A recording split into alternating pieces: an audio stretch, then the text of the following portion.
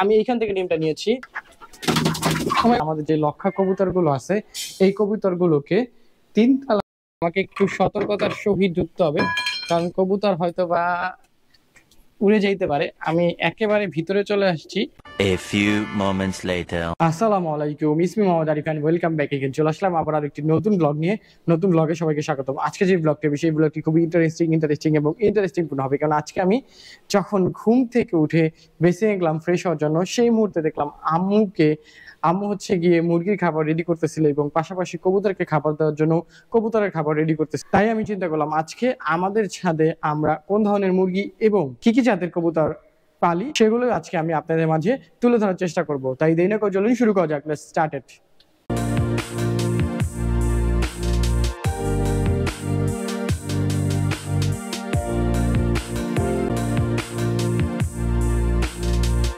আমাদের যে লক্ষা কবুতরগুলো আছে এই কবুতরগুলোকে 3 তলার বারান্দায় রাখা হয়েছে। আমি একটু আপনাদেরকে দেখাবো।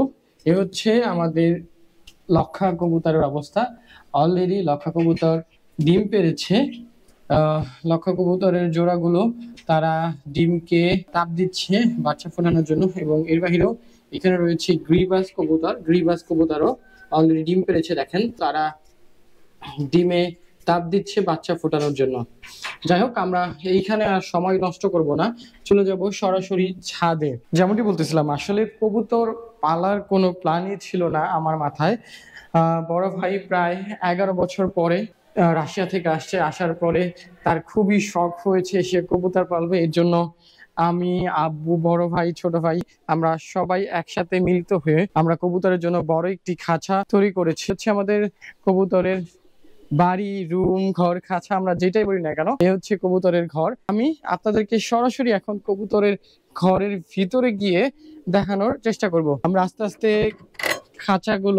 খাঁচাটা খুললাম, কবুতরের বাসাটা খুললাম। আমাকে একটু সতর্কতার সহিত ঢুকতে হবে, কারণ কবুতর হয়তো বা উড়ে যাইতে পারে। আমি একেবারে ভিতরে চলে আসছি। কবুতরের ঘরের ভিতরে এখানে খাবারের অলরেডি ব্যবস্থা করা হয়েছে। আমরা এখন এইখান থেকে একটু খাবার দিয়ে দিব।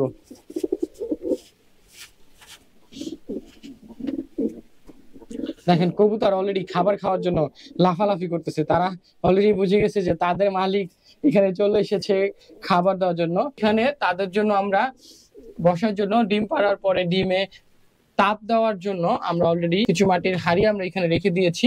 এখানে আমাদের 1 জোড়া, 2 জোড়া, 3 জোড়া, 4 জোড়া, 5 জোড়া কবুতর রয়েছে, এবং এর বাইরে এক্সট্রা একটি কবুতর রয়েছে যেটি কালো কালার। যাই হোক, আমরা কথা না বাড়িয়ে চলুন খাবারের দিকে চলে। আমরা এখান থেকে গম দিয়ে দিব, সে ভুট্টা, আমরা গম ভুট্টা দিয়ে দিলাম, এবং এর বাহিরেও এখান থেকে আমরা একটু ধান দিয়ে দিব। কবুতর ধান খাইতে প্রচুর পরিমাণে পছন্দ করে। এখান থেকে আমরা ধানও দিয়ে দিলাম, কিছু ধান আমরা এটাকে একটু মিক্সড করে দিব। যাই হোক, আমরা কথা বাড়াবো না, এখান থেকে আমরা বের হয়ে যাব। একটু সাবধানে বের হইতে হবে, কারণ কবুতরগুলো এদিকে খাবারের জন্য পাগল হয়ে গেছে। খাবার খাবে দেখে তারা চলে আসছে। আমরা একটু কবুতরগুলোকে সরাইয়া দিব, একটু বের হয়ে যাব। পিছনে কবুতরগুলো বের হয় কিনা।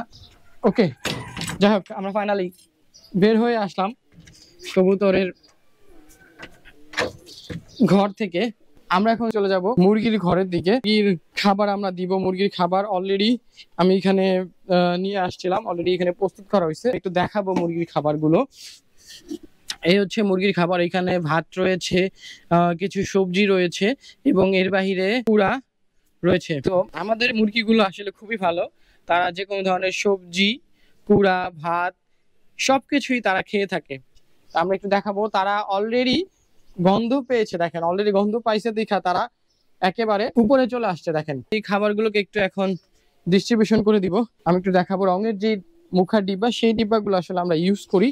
এটার ভিতরে আমরা মুরগির খাবারগুলো দিয়ে থাকি, সকালবেলা একবার এবং বিকালবেলা একবার, এই 2 বার হচ্ছে আমরা মুরগির খাবারগুলো দিয়ে থাকি।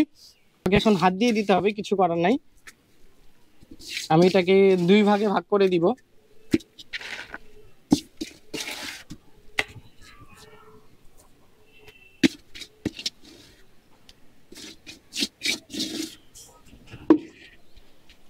আমরা অলরেডি ভাগ করা হয়েছে। এখন একটু তাদের জন্য পানিও দিতে হবে। আমরা একটু পানিও নিব বেসিন থেকে, ময়লা পানিটা ফেলে দিলাম। আমরা এটাকে একটু পরিষ্কার করে নিব, ধুয়ে নিব। যেহেতু একটু ময়লা আছে আমরা এটাকে বাহিরে ফেলবো। নিট এন্ড ক্লিন ধোয়া শেষ। আমরা এখানে একটু পানি নিয়ে তাদের খাবারের জন্য দিয়ে দিব।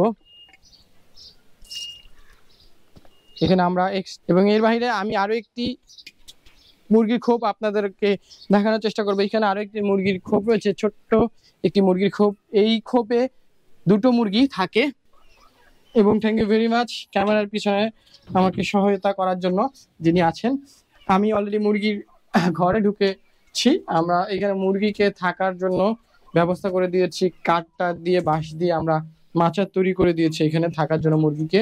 এখানে আমরা পানি দিয়ে দিয়েছি এবং এর বাইরে এখানে কিছু খাঁচা রয়েছে। যেই মুরগিগুলো একেবারে ছোট হয়ে থাকে সেই মুরগিগুলোকে আমরা এই খাঁচার ভিতরে রেখে দিই। দেখেন আমি যখন এই মুরগির রুমে ঢুকলাম আমি জানতাম না যে মুরগিরা ডিম পেড়েছে। দেখেন অলরেডি একটা মুরগি, আমি এইখান থেকে ডিমটা নিয়েছি। এইখানে মুরগি ডিম ছিল, এইখান থেকে একটা মুরগি ডিম আমি পাইলাম। আজকে এই মুরগির ডিমটাকে পোস্ট করে খাইতে হবে। অসাম, ওই গড, আমি এই প্রথম। এর আগে সবসময় আম্মু, ভাইয়া, ছোট ভাই মুরগির ডিমগুলো সংগ্রহ করতে এখান থেকে। অসাম, আজকে আমি মুরগির ডিমটা ফ্রাই করে খাবো। আমাদের মুরগিগুলো ভয় পাচ্ছে মেবি। আমরা এখন দরজাটা খুলে দিব। Oh my God, no no no no, তোমরা কি করবে না? মুরগিগুলো মেবি অলরেডি বুঝে ফেলছে তাদের খাবার চলে আসছে, এইখানে চলে আসবে মুরগিগুলো। দেখেন কি সুন্দরভাবে দৌড়ে আসতেছে তারা। সরি, তারা একটু ভয় পাইছে, আমি আসলে ভিডিও করতেছিলাম। মুরগিগুলো অলরেডি খাবার খাচ্ছে। যাই হোক, আমরা আর ভিডিওটাকে বড় করবো না। এই ছিল আজকের মতো, দেখা হবে অন্য কোনো ভিডিওতে। ততক্ষণ পর্যন্ত ভালো থাকবেন, সুস্থ থাকবেন এবং আমার জন্য দোয়া করবেন। আসসালামু আলাইকুম, take care yourself. That's caught in the crossfire.